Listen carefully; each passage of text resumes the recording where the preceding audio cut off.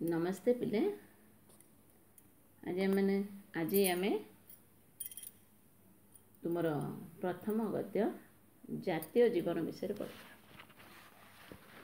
प्रबंध जातीय जीवन जातीय जीवन पढ़ा पूर्वर मुझे कहबी पे जीवन कौन आम जाचे व्यक्तिगत जीवन कौन जाचे व्यक्तिगत जीवन कौन जो जीवन आम निजपाई बंचुचे प्रतिदिन उठुचे सकाल उठेबा नित्यकर्म सरीबा नित्यकर्म कलापर तुम मान किसी व्यक्तिगत जीवन अच्छे सकाल उठ नित्यकर्म कर घर काम कर कि पाठ पढ़ा कर तापर खियापिया कर विद्यालय को आस पुणी विद्यालय फेरला खेल को जाओ तापर फेरिकी आस हाथ गोड़ धुआ धोई कि पाठ पढ़ा को बस रात्रि भोजन कर विश्राम नियो ये सब तुम नीतिदिनिया जीवन ये आम व्यक्तिगत जीवन सेमती जेते सब कर्मचारी अच्छा से भी व्यक्तिगत जीवन रही समस्त व्यक्तिर किसी व्यक्तिगत जीवन से निजपाई बंचती रोजगार करती किसी अर्थ आणती घरे खियापिया करती से अर्थर निज परिवार कथा चिंता करती निज कथा चिंता करती आउ क्लांत अनुभव कले रात्रि विश्राम नियंती ये सब हूँ नीतिदिनिया जीवन व्यक्तिगत जीवन यहाँ केवल मो बंचुची मु जहाँ भी रोजगार करुँची मो बंचुची मो परिवार बंचुची किंतु एमती किसी जीवन अच्छी जो जीवन को जातीय जीवन कहुए अर्थात जो जीवन में मु समस्त बंचीबी अर्थात देख मो बाबा जो रोजगार कर आम पिता मैंने कि माता मैंने आम परिवार कथा चिंता करते आम कथा चिंता करते किंतु अर्थात से व्यक्तिगत जीवन आम कथा आम चिंता कले जातीय जीवन माने जोटी समस्त कथा चिंता करा जाए मोर हित न चिंता करी समस्त हित जो चिंता करा जाए ताको कहुए जातीय जीवन अर्थात जो जीवनटी मु निजपाई बंचे सी हूँ मो व्यक्तिगत जीवन जो जीवनटी मु समस्त बंचे जातीय उद्देश्य बंचे सी हूँ जातीय जीवन है आर प्राबंधिक होती मधुसूदन दास को समस्त जानते उत्कल गौरव मधुसूदन दास स्वतंत्र उत्कल प्रदेश गठन कर मुख्य लक्ष्य जी रखी से होती मधुसूदन दास जहाँकर चेष्टा बल स्वतंत्र उत्कल प्रदेश गठित होता तुमने पढ़ीच जाच प्रथम इंग्राज पढ़ा प्रथम बिलाज यात्रा करथिबा लोक ओडिशार प्रथम बारिस्टरी सबकि प्रथम मधुबाबू बोली समस्त अति आपणार मधुसूदन दास उत्कल गौरव नुह उत्कल गौरव मधुसूदन दास थिले ओडिया जातीयतार मूर्तिमंत प्रतीक सी थे आधुनिक ओडिशार नवनिर्माता जो ओडिशा तुम देखुच ना आधुनिक ओडिशा तार से नवनिर्माता थे तांकर प्रत्यक्ष प्रेरणा और नेतृत्व में उत्कल सम्मेलन 1903 मसीह गठित होता प्रत्यक्ष प्रेरणा से तो आम देश पराधीन थिला आउ इंग्रेज माने ओडिशार मध्य सब अंचल दखल करने तुमने इतिहास रे पढ़ीच ओडिशा खंड विखंडित रही तुम्हें जो पाठ पढ़ुच पूर्वपुरुष मानकर गंगा ठारू गोदावरी पर्यंत जो सीमा रही उत्कलर से खंड विखंडित होता तार किसी अंश तुम मध्य प्रदेश रे आंध्र प्रदेश रे छत्तीसगढ़ रे जहाँ कह तुम्हें ये सब बंगरे पड़ता एकत्रित होकर नाला ओडिशा खंड विखंडित हो पड़ता आ इंग्रेज मैंने जो पहुँची गले से मैंने ओडिशा रे पहुँची ओडिशार विभिन्न अंचल को दखल कलापर ओडिशा रे ओडिया भाषा कहवाई कटकणा करदे लोक मैंने ओडिशा रे ओडिया भाषा कथबार्ता हो पारे ये तेणु मधुबाबू होचंदी प्रथम व्यक्ति जे भाषा दृष्टि ओडिशा को स्वतंत्रता आने प्रचेषा करते ओडिया भाषा लोप हवा अवस्था को पड़ता मृतप्राय अवस्था को पड़ता तुम्हें अष्टम उद्बोधन कविताटी गंगाधर मेहर पढ़ीच भाषा उन्नति करने निज मातृभाषा को से लिखाई तेणु ये समय पुरोधा मैंने माने सी कौन करते उत्कल भाषा को गोटे स्वतंत्र भाषा करने भाषा दृष्टि स्वतंत्र उत्कल प्रदेश गठन है 1936 एप्रिल 1 ता पूर्वर भारत तो स्वाधीन होता उत्कल कौन स्वाधीन होता नुह आमर तो भारत स्वाधीन है 1947 अगस्ट 15 किंतु 1936 रे भाषा दृष्टि गोटे स्वतंत्र उत्कल प्रदेश गठन अर्थात ओडिशार लोक मैंने उत्कलर लोक मैंने स्वतंत्र भाव में ओडिया भाषा कथा कहीपर बिना कटकणा ये सब होता केवल क्या जो संभव ना मधुसूदन दास को जो संभव होता ଭାରତରେ ସର୍ବପ୍ରଥମେ ଭାଷାକୁ ଭିତ୍ତି କରି 1936 ମସିହା ଏପ୍ରିଲ 1 ତାରିଖରେ ସ୍ୱତନ୍ତ୍ର ଉତ୍କଳ ପ୍ରଦେଶ ଗଠନ ହେବାର ସ୍ୱପ୍ନ ସାକାର ହୋଇଥିଲା କେବଳ ମଧୁବାବୁଙ୍କ ଯୋଗୁଁ। ଓଡ଼ିଶାର ମାଟି, ମଣିଷ ଓ ଭାଷାକୁ ସେ ପ୍ରାଣ ଭରି ଭଲ ପାଉଥିଲେ। ଓଡ଼ିଆ ଥିଲା ତାଙ୍କର, ଓଡ଼ିଶା ଥିଲା ନିଜ ଅତି ଆପଣାର। ତାଙ୍କର ତାଙ୍କ ଅଳ୍ପ ଜୀବନ ସମୟରେ ରାଜନୈତିକ କ୍ଷେତ୍ରରେ ସେ ଭାଗ ନେଇଥିଲେ, କିନ୍ତୁ ସ୍ୱଳ୍ପ କାଳ ଭିତରେ ଯେଉଁ ସମୟ ପାଇଥିଲେ ସେଇଥିରେ ଯେତିକି ସାହିତ୍ୟ ସେ ଲେଖିଛନ୍ତି ସେ ସବୁଥିରେ ଜାତୀୟତାମୂଳକ ଭାବ ରହିଛି। କାରଣ ଓଡ଼ିଶାର ମାଟି, ମଣିଷ ଓ ଭାଷାକୁ ସେ ଏତେ ଭଲ ପାଉଥିଲେ ଯେ ସେଥିପାଇଁ ସେ ଜୀବନ ମଧ୍ୟ ଦେଇଦେଲେ କହିଲେ ଅତ୍ୟୁକ୍ତି ହେବ ନାହିଁ। ହେଲା, ଓଡ଼ିଶାର ଶିଳ୍ପ, ରାଜନୀତି, ଶିକ୍ଷା ଇତ୍ୟାଦି କ୍ଷେତ୍ରରେ ତାଙ୍କର ଭୂମିକା ଅତ୍ୟନ୍ତ ମହତ୍ତ୍ୱପୂର୍ଣ୍ଣ ଥିଲା। ତୁମେ ଚତୁର୍ଥ ଶ୍ରେଣୀରେ ଗୋଟେ ପାଠ ପଢ଼ିଛ, ସେ ଉତ୍କଳ ଟେନେରୀ ବୋଲି ଗୋଟେ ଜୋତା କାରଖାନା କରିଥିଲେ, ଶିଳ୍ପକାର, ଯେଉଁଥିର ଟିକିଏ କାମରେ ତ୍ରୁଟି ଦେଖିଲେ ସେ କ'ଣ କରୁଥିଲେ, ବିଡ଼ା ବିଡ଼ା ଜୋତା ସବୁ ପୋଡ଼ି ପକାଉଥିଲେ, ଗରିବମାନଙ୍କୁ ମାଗଣାରେ କ୍ଷୀର ଦେଉଥିଲେ ବୋଲି ପଢ଼ୁଥିଲେ। ଏମିତି ଥିଲା ତାଙ୍କର ମହାନତା। ଆଇନ, ବ୍ୟବସାୟ, ରାଜନୀତି ଓ ସାମ୍ବାଦିକତା ପ୍ରତ୍ୟେକ କ୍ଷେତ୍ରରେ ସେ ନିଜର ସ୍ୱତନ୍ତ୍ର ଛାପ ଛାଡ଼ି ଯାଇଛନ୍ତି। ମଧୁସୂଦନଙ୍କ ସମଗ୍ର ଜୀବନ ଓଡ଼ିଶା ପାଇଁ ଉତ୍ସର୍ଗୀକୃତ ଥିଲା। ସମଗ୍ର ଜୀବନ ବଞ୍ଚିଥିବା ପାଇଁ ଯାଏଁ ସେ କେବଳ ଓଡ଼ିଶା ପାଇଁ ହିଁ ବଞ୍ଚିଥିଲେ। ସ୍ୱାଭିମାନର ସହିତ କିପରି ବଞ୍ଚିବାକୁ ହୁଏ ତାହା ଓଡ଼ିଆମାନଙ୍କୁ ସେ ଶିଖେଇ ଯାଇଛନ୍ତି। ତାଙ୍କର ପ୍ରତିଟି ଲେଖାରେ ଓଡ଼ିଆମାନଙ୍କୁ ଉଦ୍ବୋଧନ ଦେଇକରି କିଭଳି ନିଜ ମାତୃଭୂମିକୁ, ମାତୃଭାଷାକୁ ଶତ୍ରୁ କବଳରୁ ବଞ୍ଚାଇବା ପାଇଁ ଆଉ ସ୍ୱାଭିମାନ ଭାବରେ ମୃତ ପ୍ରାୟ ବଞ୍ଚିବା ଅପେକ୍ଷା, ଅନ୍ୟର ଗୁଲାମୀଗିରି କରି ବଞ୍ଚିବା ଅପେକ୍ଷା ସ୍ୱାଭିମାନ ସହିତ ମରିବା ତାକୁ ସେ ପସନ୍ଦ କରୁଥିଲେ ବତେଇ ଦେଇଛନ୍ତି। ତାଙ୍କର କର୍ମମୟ ଜୀବନରେ ସାହିତ୍ୟ ସାଧନା ନିମିତ୍ତ ସେ ଅଧିକ ସମୟ ପାଇନଥିଲେ ହେଁ ନିଶ୍ଚେଷ୍ଟ ଓଡ଼ିଆମାନଙ୍କୁ, ସେମାନେ କ'ଣ, ଓଡ଼ିଆମାନେ ସେତେବେଳେ ଏତେ ଭୀରୁ କାପୁରୁଷ ଭଳିଆ ରହୁଥିଲେ, ନିଜର ପୂର୍ବପୁରୁଷର ଗୌରବ ସବୁ ଭୁଲି ଯାଇଥିଲେ। ତୃତୀୟ ଶ୍ରେଣୀରେ ଗୋଟେ ତୁମର ବହିରେ ପଢ଼ିଛୁ, ତୁମ ପରି ଛୋଟ ପିଲାଟିଏ ନୁହଁ କି, ସେଇଥିରେ ଗୁରୁ କେମିତି କହେ, ଚାଟଶାଳୀରେ ସମୟରୁ ହିଁ, ଛୋଟବେଳରୁ ହିଁ ତାଙ୍କର ପ୍ରତିଭା ପ୍ରକାଶ ପାଇଥିଲା। ବଡ଼ ହେଲା ପରେ ମଧ୍ୟ ସେଇ ପିଲା କେମିତି ଭଲ କାମ କଲା ତୁମେ ପଢ଼ିଛ। ପୂର୍ବପୁରୁଷର ମହିମାକୁ ଲୋକଙ୍କ ଆଗରେ ବଖାଣିଲା, ବାରମ୍ବାର ଚେଷ୍ଟା କଲା ପରେ କ'ଣ କରିଥିଲେ, ଏ ଓଡ଼ିଆମାନେ ସୁପ୍ତ ହେଇଥିଲେ, ନିଶ୍ଚେଷ୍ଟ ହେଇଥିଲେ। ଆଉ ଇଂରେଜମାନଙ୍କ ସହିତ ଲଢ଼ିବେନି, ବରଂ ତାଙ୍କର ଗୁଲାମୀ କରି ବଞ୍ଚିବା ବୋଲି ପସନ୍ଦ କରିଦେଇଥିଲେ। କିନ୍ତୁ ମଧୁବାବୁ ଏକଥା ପସନ୍ଦ କରୁନଥିଲେ, ସ୍ୱାଭିମାନର ସହ ବଞ୍ଚିବା ପାଇଁ ସେ ଲୋକମାନଙ୍କୁ ଶିଖାଇଥିଲେ। ତେଣୁ ସେ କ'ଣ କରିଥିଲେ, ଏ ମୃତପ୍ରାୟ ଓଡ଼ିଆ ଜାତିକୁ, ନିଶ୍ଚେଷ୍ଟ ଓଡ଼ିଆ ଜାତିକୁ ଉଦ୍ବୋଧନ ଦେଉଥିଲେ। ଉଦ୍ବୋଧନ ଦେବା ଉଦ୍ଦେଶ୍ୟରେ କେତେଟା ଦେଶାତ୍ମବୋଧକ, ଯେମିତି 7ଟା ଦେଶାତ୍ମବୋଧକ କବିତା ସେ ରଚନା କରିଥିଲେ। ସିଏ ହେଉଛି ତାଙ୍କ ସାରସ୍ୱତ ମାନସର ଯଥାର୍ଥ ପରିଚୟ ପ୍ରଦାନ କରୁଥିଲେ। ଏଇ ଯେଉଁ ପ୍ରବନ୍ଧଟି ତୁମେ ପଢ଼ିବ, ଜାତୀୟ ଜୀବନରେ, ଏଇଟା ତାଙ୍କର ସେ ଉତ୍କଳ ସମ୍ମିଳନୀ ଯେଉଁ ଗଠନ କରିଥିଲେ 1903 ମସିହାରେ, ମୁଁ କ'ଣ କହିଲି, ଭାଷା ଭିତ୍ତିରେ ଓଡ଼ିଶାକୁ ସ୍ୱତନ୍ତ୍ର ଉତ୍କଳ ପ୍ରଦେଶ ଗଠନ କରିବା ପାଇଁ କରିଥିଲେ। ସେଇ ଉତ୍କଳ ସମ୍ମିଳନୀର ଗୋଟେ ବିଶେଷ ଅଧିବେଶନରେ ସେ ଯେଉଁ ଅଭିଭାଷଣ ଦେଇଥିଲେ, ସେଇ ସମ୍ମିଳନୀରେ, ସେଇଥିର ସଂକ୍ଷିପ୍ତ ରୂପ ହେଉଛି ଏଇ ତମର ପ୍ରବନ୍ଧଟି। ତାର କିଛି ଅଂଶ ଉଦ୍ଧାର କରିକି ଛୋଟ ଆକାରରେ ତାକୁ ଏଠି ବର୍ଣ୍ଣନା କରାଯାଇଛି। ଜାତୀୟ ଜୀବନ ଏବଂ ମାନବର ବ୍ୟକ୍ତିଗତ ଜୀବନ ମଧ୍ୟରେ ରହିଥିବା ସମ୍ପର୍କ ଏଥିରେ ନିରୂପିତ ହୋଇଛି। ଜାତୀୟ ଜୀବନର ସ୍ୱରୂପ ଅପରାଧୀନ ଉତ୍କଳୀୟମାନଙ୍କୁ, ଜାତୀୟ ଜୀବନ କ'ଣ ତାର ରୂପ ଦର୍ଶାଇବା ସହିତ ପରାଧୀନ ଭାବରେ କାଳାତିପାତ କରୁଥିବା ଉତ୍କଳୀୟମାନଙ୍କୁ, ଓଡ଼ିଆମାନଙ୍କୁ ଜାତୀୟତା ସ୍ରୋତରେ ସାମିଲ ହେବା ପାଇଁ ଏଇଥିରେ ଉଦ୍ବୋଧନ ରହିଛି, ପ୍ରେରଣା ରହିଛି। ହେଲା, କିଛି ପଢ଼ିବା।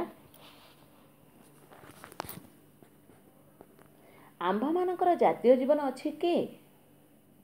ଜାତି ଜାତି ମଧ୍ୟରେ ଭାବ ହେବା ନିମନ୍ତେ ଜୀବନ ଆବଶ୍ୟକ।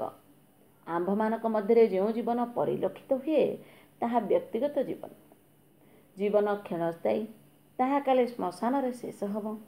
ଶରୀର ଅଭ୍ୟନ୍ତରରେ ଯେଉଁ ଆତ୍ମା ବିଦ୍ୟମାନ ତାହା ଈଶ୍ୱରଙ୍କ ନିକଟରେ ପହଞ୍ଚିବ।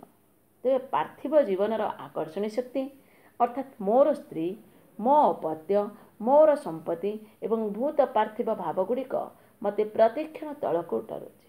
ଉପରେ ସ୍ୱର୍ଗୀୟ ଜୀବନର ଆକର୍ଷଣୀ ଶକ୍ତି ଅର୍ଥାତ୍ ମୋର ପ୍ରାଣ ପରିତ୍ରାଣ, ମୋର ଅନନ୍ତ ବିଶ୍ରାମ ସ୍ଥାନ ମୋତେ ସର୍ବଦା ଉପରକୁ ଟାଣୁଛି। ଚତୁଃପାର୍ଶ୍ୱରେ ଅନ୍ୟାନ୍ୟ ଜାତି ଓ ସମାଜ ବିଦ୍ୟମାନ। ସେହି ଜାତି ଓ ସମାଜମାନଙ୍କ ସଙ୍ଗେ ଜୀବନ ମିଳାଇ ଆଳାପ କରିବା ଆମ୍ଭମାନଙ୍କର ଗୋଟିଏ ପ୍ରଧାନ କର୍ମ।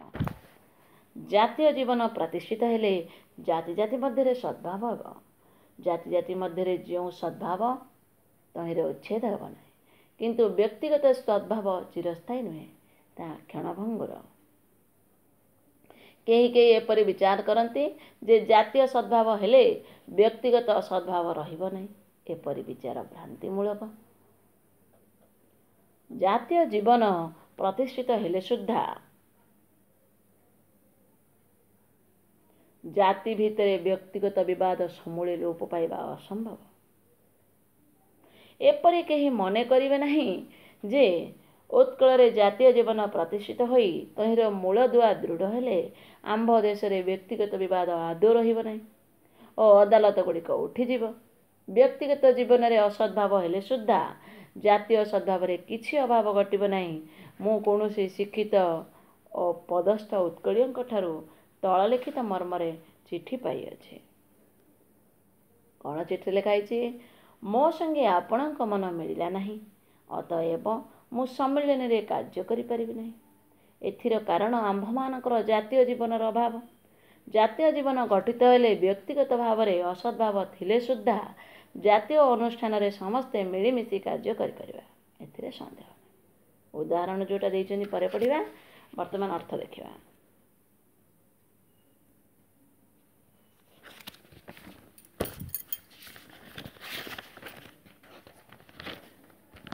ଜାତୀୟ ମାନେ ଯେଉଁଟା ଜାତି ସମ୍ବନ୍ଧୀୟ ବା ଜାତିଗତ।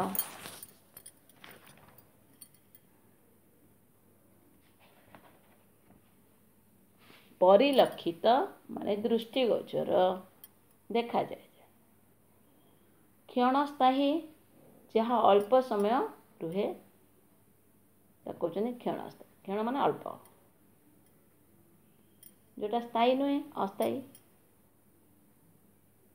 ହେଲା। ଶ୍ମଶାନ, ମଶାଣୀ। ଅଭ୍ୟନ୍ତର ମାନେ ଭିତର। ବିଦ୍ୟମାନ ଅର୍ଥାତ୍ ଉପସ୍ଥିତ। ପାର୍ଥିବ ଯାହା ପୃଥିବୀ ସମ୍ବନ୍ଧୀୟ ତାକୁ କହନ୍ତି ପାର୍ଥିବ ଅର୍ଥାତ୍ ସାଂସାରିକ। ପୃଥିବୀ ସମ୍ବନ୍ଧୀୟ ପାର୍ଥିବ ମାନେ ସାଂସାରିକ। ଆକର୍ଷଣୀୟ ଶକ୍ତି, ଆକର୍ଷଣୀୟ ଶକ୍ତି। ଅପତ୍ୟ ମାନେ ସନ୍ତାନ, ପୁଅ ହେଇପାରେ ଝିଅ ହେଇପାରେ, ଅପତ୍ୟ।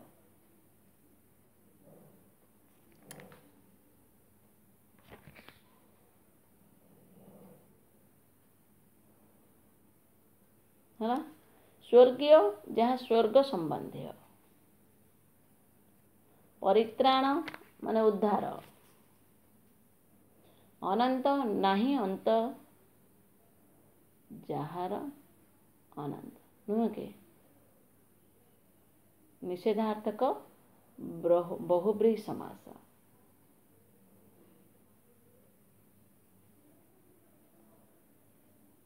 ନାହିଁ ଅନ୍ତ ଯାହାର ଅନନ୍ତ ନିଷେଧାର୍ଥକ ବହୁବ୍ରୀହି ସମାସ। ସର୍ବଦା ସବୁବେଳେ, ଚତୁଃପାର୍ଶ୍ୱରେ ଚାରି ପାଖରେ। ବିଦ୍ୟମାନ କହିଲେ ଉପସ୍ଥିତ କହିଲେ। ଆଳାପ କରିବା ମାନେ କଥାବାର୍ତ୍ତା କରିବା। ସଦ୍ଭାବ, ସତ୍ ଯୁକ୍ତ ଭାବ, ସଦ୍ଭାବ ମାନେ ସୌହାର୍ଦ୍ଦ୍ୟପୂର୍ଣ୍ଣ ଭାବ, ଉତ୍ତମ ଭାବ।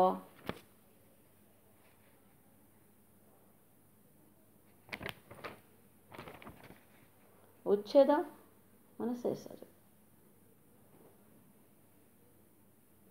କ୍ଷଣଭଙ୍ଗୁର ଯାହା ଅଳ୍ପ ସମୟ ରୁହେ। ଚିରସ୍ଥାୟୀ ଯାହା ସବୁଦିନକୁ ରୁହେ। ଚିରସ୍ଥାୟୀର ବିପରୀତ କ୍ଷଣସ୍ଥାୟୀ। ଭ୍ରାନ୍ତିମୂଳକ, ଭୁଲ ଧାରଣା।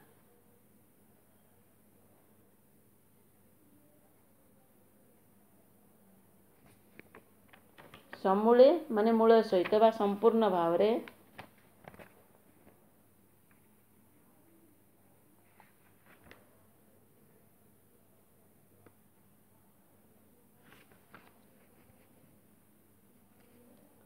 ଲାଗେ ପଦସ୍ଥ ପଦବୀରେ ଥିବା। ମର୍ମରେ ଉଦ୍ଦେଶ୍ୟରେ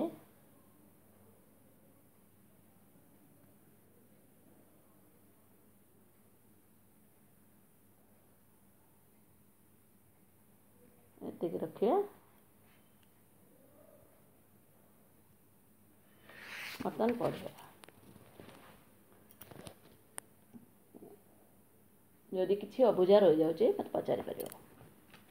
ଆମ୍ଭମାନଙ୍କ ଜାତୀୟ ଜୀବନ ଅଛି କି? ପ୍ରଥମରେ ପ୍ରଶ୍ନ ପଚାରିଛନ୍ତି କିଏ? ମଧୁବାବୁ। ମୁଁ କହିଲି ଉତ୍କଳ ସମ୍ମିଳନୀର ଗୋଟିଏ ଅଧିବେଶନରେ ସେ ଯେଉଁ ଭାଷଣ ଦେଇଥିଲେ, ଅଭିଭାଷଣ ଦେଇଥିଲେ, ତାର ସଂକ୍ଷିପ୍ତ ରୂପ। ତ ଭାଷଣ ଅଭିଭାଷଣ ଯାହା ବକ୍ତା ଓ ଶ୍ରୋତା ପରସ୍ପର ମଧ୍ୟରେ କଥାବାର୍ତ୍ତା ହେଲା ଭଳି ପ୍ରଦାନ କରନ୍ତି।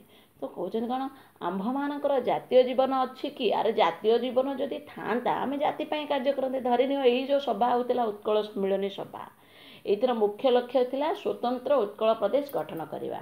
ଏ ସ୍ୱତନ୍ତ୍ର ଉତ୍କଳ ପ୍ରଦେଶ ଗଠନ କରିବା କେବଳ ବ୍ୟକ୍ତିଗତ ଭାବରେ ମଧୁବାବୁଙ୍କର କାମ ଥିଲା କି? ନୁହଁ। ବା ଯେତେ ଜଣ କର୍ମଚାରୀ ଏଥିରେ ନିଯୁକ୍ତି ହୋଇଥିଲେ ସମସ୍ତଙ୍କର କ'ଣ ବ୍ୟକ୍ତିଗତ କାମ ଥିଲା କି? ନୁହଁ। ଏଇଠି କାହାର ବ୍ୟକ୍ତିଗତ କାମ ଥିଲା? ସମ୍ପୂର୍ଣ୍ଣ ରୂପେ ଉତ୍କଳ ମାତାକୁ ସ୍ୱତନ୍ତ୍ର କରିବା, ଉତ୍କଳ ପ୍ରଦେଶକୁ ଗୋଟେ ସ୍ୱତନ୍ତ୍ର କରିବା, ଇଏ ସମସ୍ତଙ୍କର କାର୍ଯ୍ୟ, ସମସ୍ତ ଓଡ଼ିଆମାନଙ୍କର, ଉତ୍କଳୀୟମାନଙ୍କର କାମ। ତେଣୁ ଏ ହେଉଛି ସାମୂହିକ କାର୍ଯ୍ୟ। ଏଇଥିରେ କାହାର ବ୍ୟକ୍ତିଗତ ଜୀବନର ଆବଶ୍ୟକତା ନାହିଁ। ଆଉ ଆମେ ସମସ୍ତେ ମିଶି ଗୋଟିଏ ଅନୁଷ୍ଠାନରେ କାର୍ଯ୍ୟ କରୁଛେ, ଜଣଙ୍କ ସହିତ ଆଉ ଜଣଙ୍କର ଯଦି ମନ ମିଶୁନି, ମୁଁ ସେ ଅନୁଷ୍ଠାନରୁ ବାଦ ପଡ଼ିବି, ଏ ଭୁଲ କଥା ନୁହଁ କି? ଏଇଥିରେ ଜଣାପଡ଼ିବ ଯେ ମୋର ଜାତୀୟ ଜୀବନ ନାହିଁ। କିନ୍ତୁ ସେଇ ଦୃଷ୍ଟିରୁ ଏଠି ସେ କ'ଣ ଲେଖିଲେ, ଆମ୍ଭମାନଙ୍କର ଜାତୀୟ ଜୀବନ ଅଛି କି? ଜାତି ଜାତି ମଧ୍ୟରେ ଭାବ ହେବା ନିମନ୍ତେ ଜୀବନ ଆବଶ୍ୟକ। ଗୋଟିଏ ଜାତି ଆଉ ଗୋଟିଏ ଜାତି, ଜାତି ମାନେ କ'ଣ ତୁମେ ବୁଝୁଛ? ଏ ହିନ୍ଦୁ, ଖ୍ରୀଷ୍ଟିଆନ, ମୁସଲମାନ, ବ୍ରାହ୍ମଣ ଏସବୁ ନୁହଁ। ଜାତି ଜାତି ମଧ୍ୟରେ ଆମ ସମସ୍ତଙ୍କ ମଧ୍ୟରେ ଭାବ ହେବା ନିମନ୍ତେ, ଆମେ ଯେଉଁ ହିନ୍ଦୁ, ମୁସଲମାନ, ଖ୍ରୀଷ୍ଟିଆନ ଯାହା ବି ତୁମେ କହୁଛ, ଗୋଟିଏ ଜାତି ଆଉ ଗୋଟିଏ ଜାତି ମଧ୍ୟରେ ଭାବ ହେବା ପାଇଁ ଗୋଟେ ଜୀବନର ଆବଶ୍ୟକ ରହିଛି। ଆମ୍ଭମାନଙ୍କ ମଧ୍ୟରେ ଯେଉଁ ଜୀବନ ପରିଲକ୍ଷିତ ହୁଏ, ଆମ୍ଭମାନଙ୍କ ଭିତରେ ଆମେ ଯେଉଁ ଜୀବନ ନୀତିଦିନିଆ ଦେଖୁଛେ ବା ଦୃଷ୍ଟିଗୋଚର ହେଉଛି, ସେ ଆମ ବ୍ୟକ୍ତିଗତ ଜୀବନ। ମୁଁ କହିଲି ଭୋକ ଲାଗିଲେ ଖାଇବା, ନିଦ ଲାଗିଲେ ଶୋଇବା, ପରିଶ୍ରମ କରିବା, ଏ ସମସ୍ତ ନିଜ ପାଇଁ କରନ୍ତି। ଜୀବନ କ୍ଷଣସ୍ଥାୟୀ। ଏଇ ଜୀବନ ଯେଉଁ ରହିଛି ଆମ ଶରୀର ଭିତରେ, ଯେଉଁ ପ୍ରାଣ ରହିଛି, ଇଏ କ୍ଷଣସ୍ଥାୟୀ। ସବୁଦିନ ଆମେ ରହିପାରିବା କି? ସଂସାର ମଧ୍ୟରେ ଯିଏ ଜନ୍ମ ହୋଇଛି ସେ ମରିବ। ମହିମଣ୍ଡଳେ ଦେହ ବହି ଦେବତା ହୋଇଲେ ବି ମରଇ। ସମସ୍ତେ ମରିବା, ଆମେ ସମସ୍ତେ ଜାଣିଛେ।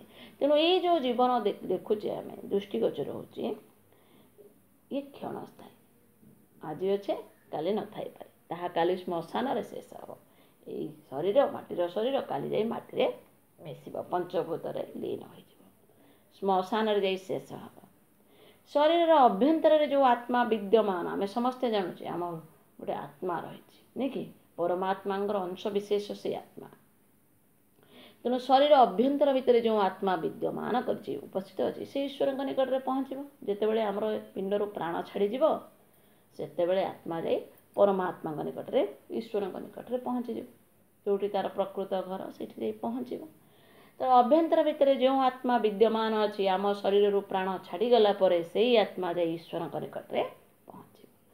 ତେବେ ପାର୍ଥିବ ଜୀବନର ଆକର୍ଷଣୀୟ ଶକ୍ତି, ଯେହେତୁ ମୁଁ ସଂସାର ଭିତରେ ରହିଛି, ପାର୍ଥିବ ମାନେ ସାଂସାରିକ, ସଂସାରରେ ସାଂସାରିକ ବ୍ୟକ୍ତି ଭାବରେ ଜୀବନଯାପନ କରୁଛି। ଏଠି ମୁଁ କିଛି ଘର ଦ୍ୱାର କରିଛି, କିଛି ବନ୍ଧୁବାନ୍ଧବ ରଖିଛି, ନୁହଁ କି? ମୋର ପୁଅ, ଝିଅ, ନାତି, ନାତୁଣୀ, ଏଭଳି ଅନେକ କୁଟୁମ୍ବ ଅଛନ୍ତି, ସମ୍ପତ୍ତି ରଖିଛି। ଏ ଯେଉଁ ଆକର୍ଷଣୀୟ ଶକ୍ତି, ଏମାନଙ୍କ ଭିତରେ ଗୋଟେ ଆକର୍ଷଣ ହେଇଯାଏ ମଣିଷର। ମଣିଷ ଜାଣିଛି ଯେ ସେ ତା'ର ଶରୀର କ୍ଷଣସ୍ଥାୟୀ, ସେ କାଲି ଯାଇ ଶ୍ମଶାନରେ ମିଶିବ, ତା'ର ଏ ମାଟିର ଶରୀର ମାଟିରେ ଲୀନ ହେବ, ଆତ୍ମା ଯାଇ ପରମାତ୍ମାଙ୍କ ନିକଟରେ ମିଶିବ। ତଥାପି ସେ କ'ଣ କରୁଛି? ଏଇ ଯେଉଁ ସଂସାର ଭିତରେ ନିଜକୁ ବାନ୍ଧି ରଖିଛି, ସେଇଥିର ଯେଉଁ ଆକର୍ଷଣ ଶକ୍ତି ରହିଛି, ପୁଅ, ମୋର ଝିଅ, ମୋର ଧନ, ମୋର ସମ୍ପତ୍ତି, ମୋର ଘର, ଏଇ ଯେଉଁ ଆକର୍ଷଣୀୟ ସମ୍ପତ୍ତି ରଖିଛି, ଅର୍ଥାତ୍ ସେଇଟା କହୁଛନ୍ତି ଆକର୍ଷଣୀୟ ଶକ୍ତି। ସେ ସବୁବେଳେ ତାକୁ କ'ଣ କରିବ? ନିଜ ଆଡ଼କୁ ଟାଣିବ। ସେ କେବେ ମଧ୍ୟ ଇଚ୍ଛା କରିବନି ଯେ ମରିବା ପାଇଁ। କୌଣସି ବ୍ୟକ୍ତିକୁ ଯାଇ ପଚାରିବ, ତୋତେ ମରିବାକୁ ଇଚ୍ଛା କି? କ'ଣ କରିବୁ ମରିବା ପାଇଁ? କେବେ ନାହିଁ କରିବ। କାରଣ କିଏ ଚାହେଁନି ମରିବା ପାଇଁ। ମୋତେ ଯଦି କିଏ ପଚାରିବ, ଯମରାଜ ସ୍ୱୟଂ ଆସି ପଚାରନ୍ତି, ତୁ ମରିବା ପାଇଁ ଇଚ୍ଛା କରୁଛୁ? ଆଜ୍ଞା, ମୋର ଝିଅଟିଏ ପୁଅଟିଏ ଅଛି, ତା'ର ବିବାହ ପାଠପଢ଼ା ପଢ଼ି କରିବି, ମଣିଷ କଲା ପରେ, ମଣିଷ ହେଇଗଲା ପରେ ମୋତେ ଯଦି ଭଗବାନ ଆସି ପଚାରନ୍ତି, ମୁଁ କହିବି ନାହିଁ ଆଜ୍ଞା, ପାଠ ପଢ଼ିଛି, ଚାକିରି ଟିକେ ହେଇଯାଉ। ତାପରେ ଯଦି ପଚାରେ, ନାଇଁ ପୁଅ ଝିଅ ଟିକେ ତାଙ୍କର ବାହା କରି ପୁଅ ଝିଅଟିଏ ଦେଖି, ଏମିତି ମଣିଷର ଆଶା ତ ଅସୁମାରୀ। सी निजको एमती बांधि रखी संसार भितर केवे मते छाड़िबनी किंतु निजे जानिचे जे शरीर होची क्षणस्थायी।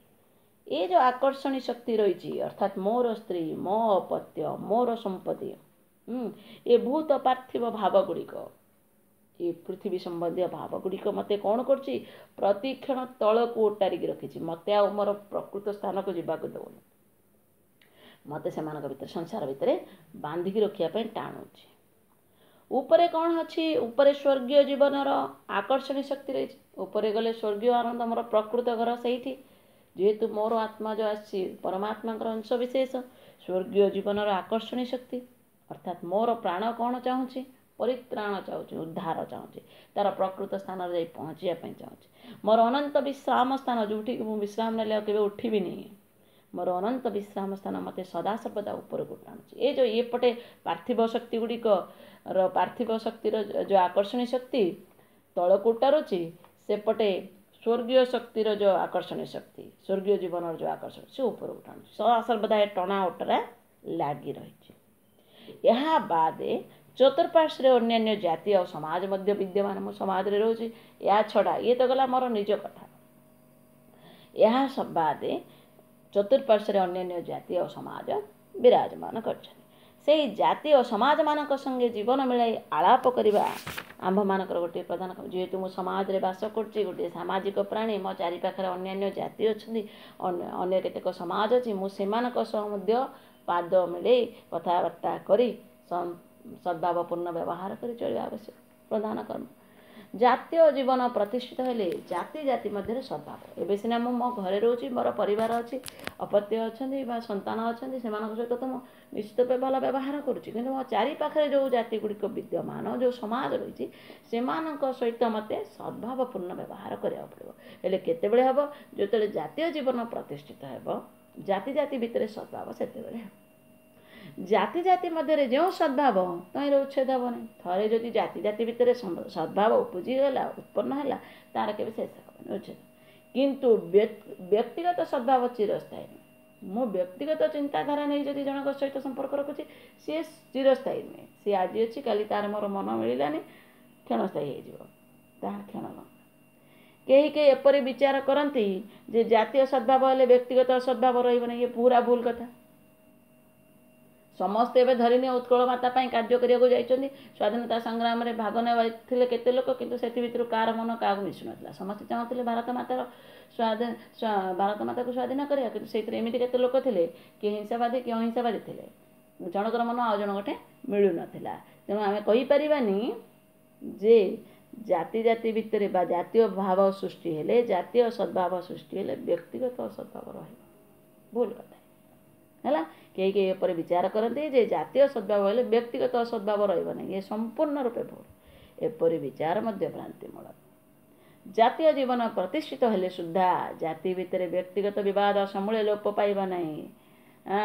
एबे केते लोक समस्ते स्वाधीनता संग्राम में भाग नेले किंतु व्यक्तिगत समस्त भितर विवाद मध्य रही केते जनक भितर एपरी कहीं मन करेंगे ना जे उत्कल जातीय जीवन प्रतिष्ठित होई तहीर मूल दुआ दृढ़ जदि हो जाए आंब देश में व्यक्तिगत विवाद आ रही आ झगड़ा झाटी किए क्या सहित लगे किसी व्यक्तिगत विवाद जदि एमती होता सब कोर्ट कचेरी उठी जाता समस्ते भल हो जाते आम समस्ते जदि स्वाधीनता संग्राम में भाग ने समस्ते जाकि देशर कल्याण जातिर कल्याण जोग देवा अर्थ आम जातीय जीवन गठित है ता बोली ये नुहे जे आमर व्यक्तिगत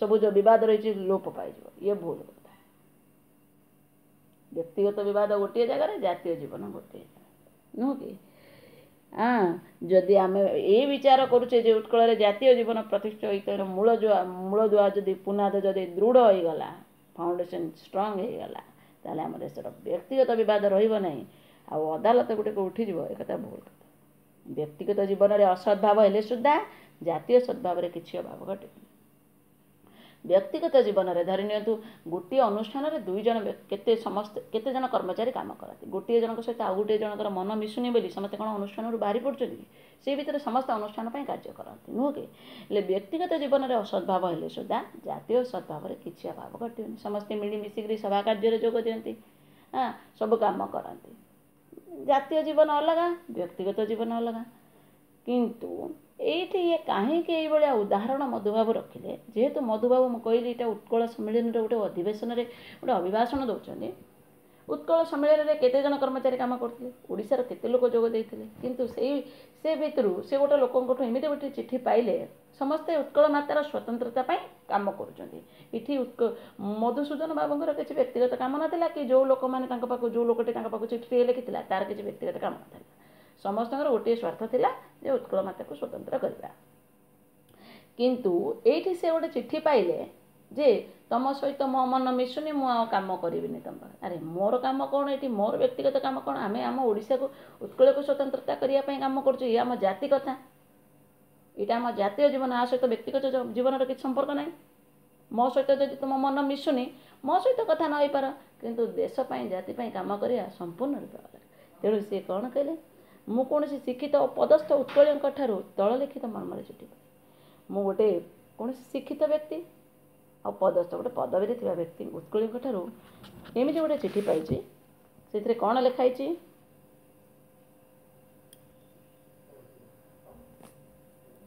ମୋ ସଙ୍ଗେ ଆପଣଙ୍କ ମନ ମିଳିଲାନି, ମୋ ସାଙ୍ଗରେ ଆପଣଙ୍କ ମନ ମିଳିଲାନି, ମୋ ସହିତ ଆପଣଙ୍କର ମନ ମିଶିପାରୁନି, ଅତଏବ ମୁଁ ସମ୍ମିଳନୀରେ କାର୍ଯ୍ୟ କରିବିନି। ଆରେ ସମ୍ମିଳନୀରେ କାର୍ଯ୍ୟ କରିପାରିବିନି ଅର୍ଥାତ୍ ତାର ଜାତୀୟତା ମନୋଭାବ ନାହିଁ, ଜାତୀୟ ଜୀବନ ତାର ନାହିଁ।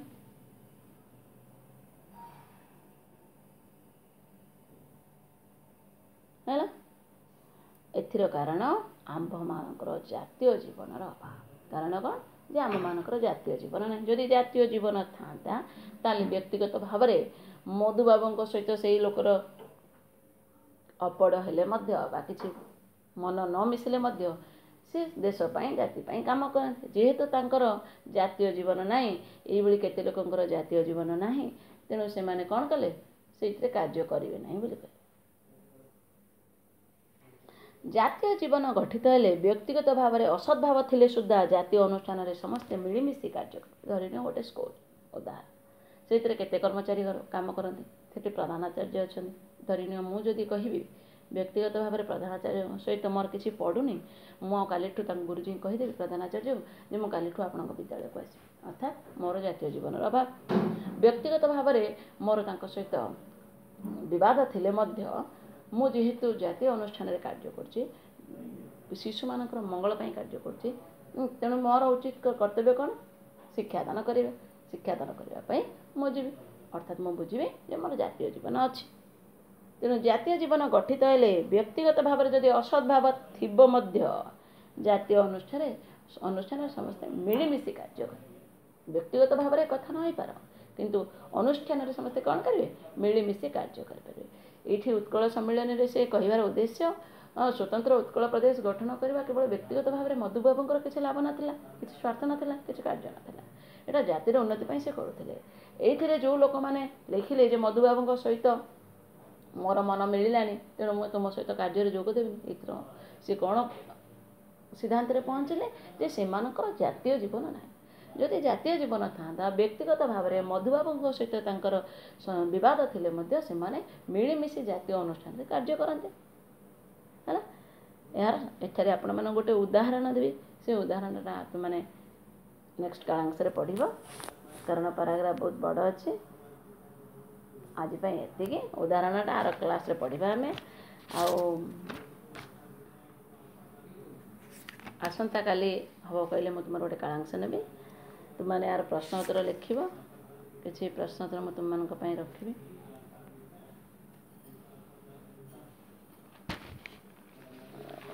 ପ୍ରଥମ ତ ଲେଖିବ ଜାତୀୟ ଜୀବନରେ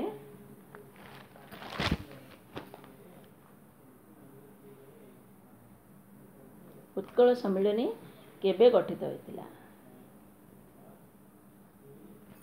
ଦ୍ୱିତୀୟ ପ୍ରଶ୍ନ,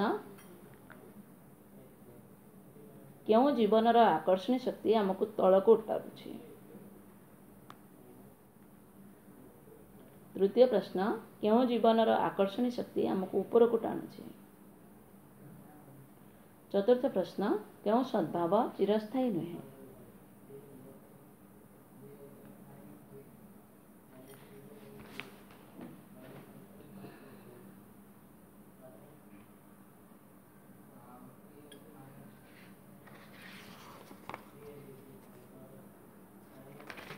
पंचम प्रश्न केतेबेले जाति जाति मध्य सद्भाव सृष्टि हेब। आज घर काम एतिकी। धन्यवाद।